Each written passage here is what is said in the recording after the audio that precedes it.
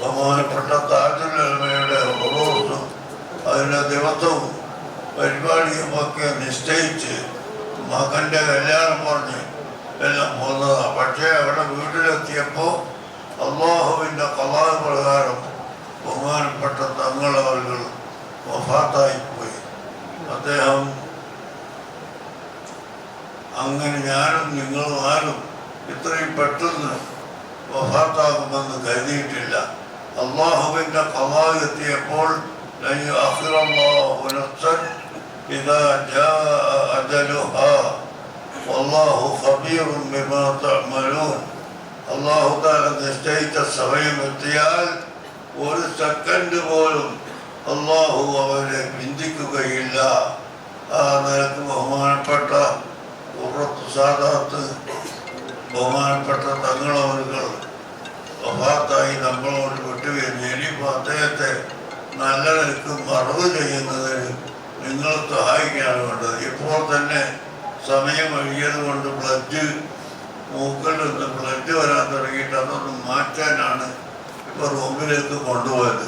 അതിന് ജനങ്ങൾ സമ്മതിക്കൂല എന്ന് പറഞ്ഞാൽ എന്താ ചെയ്യുക? എന്ത് സ്നേഹമാണത്? സ്നേഹം എന്ന് പറഞ്ഞാൽ അങ്ങനെ ഒറ്റപ്പാടുണ്ടാക്കാനല്ല സ്നേഹം. ബഹുമാനപ്പെട്ട തങ്ങളവരുകളെ ബഹുമാനിക്കുക എന്നാൽ അദ്ദേഹത്തിൻ്റെ പേര് മയ്യത്ത് നിസ്കരിക്കുക, അതുപോലെ ദുആ ചെയ്യുക. അതുകൊണ്ട് നിങ്ങളോട് പറയാനുള്ളത്, ഇപ്പോൾ ഇവിടെ ഇൻഷാ അല്ലാഹ് ജനാസ നിസ്കാരം നടക്കും. നടന്ന ഉടനെ അദ്ദേഹത്തെ കോറത്തേക്ക് കൊണ്ടുപോവുകയാണ്. അവിടെ അവർ മറവ് ചെയ്യാൻ അദ്ദേഹം വസിയത്ത് ചെയ്തതും അവിടെയാണ് ഖബറ് റെഡിയാക്കിയിട്ടുള്ളത്. അതുകൊണ്ട് ഇവിടെ ഇപ്പോൾ ആർക്കും കാണിച്ചു കൊടുക്കാൻ സാധ്യമല്ല എന്ന് നിങ്ങളോട് പ്രത്യേകമായി അറിയിക്കുകയാണ്. അങ്ങനെ കാണിച്ചു കൊടുക്കാൻ നിന്നാൽ നേരം കൊടുക്കുന്നത് വരെ കണ്ടാലും ഈ ആളുകളെല്ലാം അവസാനിക്കുന്നതല്ല. ജനാസയെ കാണിച്ചു കൊടുക്കാൻ ഇവിടെ സൗകര്യമില്ലാത്തത് കൊണ്ട് നിങ്ങളെല്ലാവരും നിങ്ങളെ അറിയിക്കാനുള്ളത്, ബഹുമാനപ്പെട്ട തങ്ങളവர்கள் ാണ്. അതുപോലെ കർണാടക സ്റ്റേറ്റിലെ ധാരാളം ബാങ്കുകളിൽ ഖാദിയാണ് ബഹുമാനപ്പെട്ട തങ്ങളവர்கள். അവിടെയൊക്കെ തങ്ങൾക്ക് ശേഷം ആരെയാണ് ഖാദിയാക്കുന്നത് എന്ന ചർച്ചയും ഒന്നും വേണ്ട.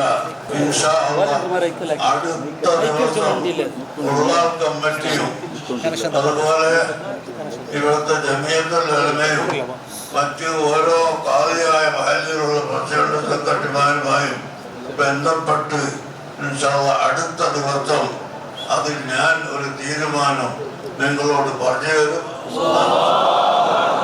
അതുവരെ നിങ്ങളെല്ലാവരും ക്ഷമിക്കണം. വെറുതെ അങ്ങോട്ടും ഇങ്ങോട്ടും സംസാരിക്കരുത് എന്ന് പ്രത്യേകമായി വസിയത്ത് ചെയ്യുന്നു. അതുവരെ നിങ്ങൾക്ക് എന്ത് ആവശ്യമുണ്ടെങ്കിലും ഞാൻ ഏറ്റെടുത്തിരിക്കുന്നു. ഞാൻ ഖാദിസ്ഥാൻ ഏറ്റെടുത്തതെന്നല്ല പറയുക അർത്ഥം. ഞാൻ നമുക്ക് ആവശ്യമുള്ള കാര്യങ്ങളൊക്കെ ഞാൻ നിർവഹിച്ചു തരും. നിങ്ങളെല്ലാവരും ക്ഷമിക്കണം. നമ്മുടെ ഏകകണ്ഠമായ ഒരു തീരുമാനം അനുസരിച്ച് ഇൻഷാ അല്ലാഹ് നമുക്ക് ഖാദിയെ നിശ്ചയിക്കാം. ബഹുമാനപ്പെട്ട തങ്ങളവர்கள் ജീവിതത്തിൽ വല്ല തെറ്റുകളും കുറ്റങ്ങളും വന്നു പോയിട്ടുണ്ടെങ്കിൽ അല്ലാഹു മാപ്പ് ചെയ്ത് കൊടുക്കണം. അവരുടെ ഖബറിനെ അല്ലാഹു സ്വർഗ്ഗലോകമാക്കി കൊടുക്കണം. അവർ ഖബറിൽ വെക്കുന്ന സമയത്ത് മലക്കുകൾ വന്ന് സന്തോഷിപ്പിക്കുന്ന കൂട്ടത്തിൽ പേടിപ്പിക്കുന്ന കൂട്ടത്തിൽ പെടുത്താതിരിക്കണം. ഖബറിനെ അല്ലാഹു സ്വർഗ്ഗലോകമാക്കി നരകത്തിന്റെ ഭാഗമാക്കാതിരിക്കട്ടെ. അല്ലാഹു അവർക്കും അവരുടെ മക്കൾക്കും അവരുടെ ഭാര്യക്കും എല്ലാവർക്കും സലാമത്ത് നൽകട്ടെ. ബഹുമാനപ്പെട്ട തങ്ങളവരുടെ ഭാര്യ, മക്കള്, കുടുംബങ്ങൾ എല്ലാവർക്കും അല്ലാഹു സുബ്ഹാനഹു വ തആല ഖൈറും ബർക്കത്തും ആഫിയത്തും ഏറ്റിക്കൊടുക്കട്ടെ. നിങ്ങൾക്ക് എല്ലാവർക്കും അല്ലാഹുവിന്റെ ബർക്കത്തിനായി അല്ലാഹു ആയത്ത് നീട്ടിത്തരട്ടെ. മഹാനുഭാവരാದ ഖുറത്തു സാദാത്ത് ಕೂರಾ ತಂಗಳ್ರವರು ಹಲವಾರು ಮೊಹಲ್ಲಾಗಳ ಖಾಜಿಯೂ ಕೂಡ.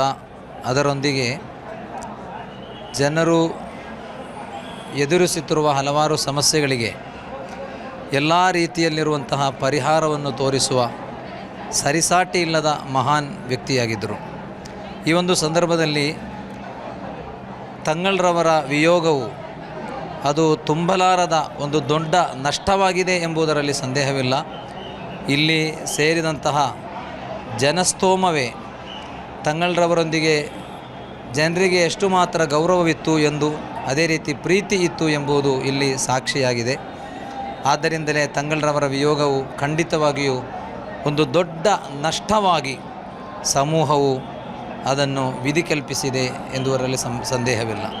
ಉಲ್ಲಾಲ ಜಮಾತಿನ ಖಾಜಿಯಾದಂತಹ ಗೌರವಾನ್ವಿತ ಕುರ್ರತ್ ಸಾದಾತ್ ಅಸೈದ್ ಫಜಲ್ ಕೋಯಮ್ಮ ತಂಗಲ್ ಇಂದು ಅಲ್ಲಾಹುವಿನ ಅಲೋಂಘನೀಯ ವಿಧಿಗೆ ವಿಧೇಯರಾಗಿದ್ದಾರೆ. ಇನ್ನಾ ಲಿಲ್ಲಾಹಿ ವ ಇನ್ನಾ ಇಲೈಹಿ ರಾಜಿಊನ್.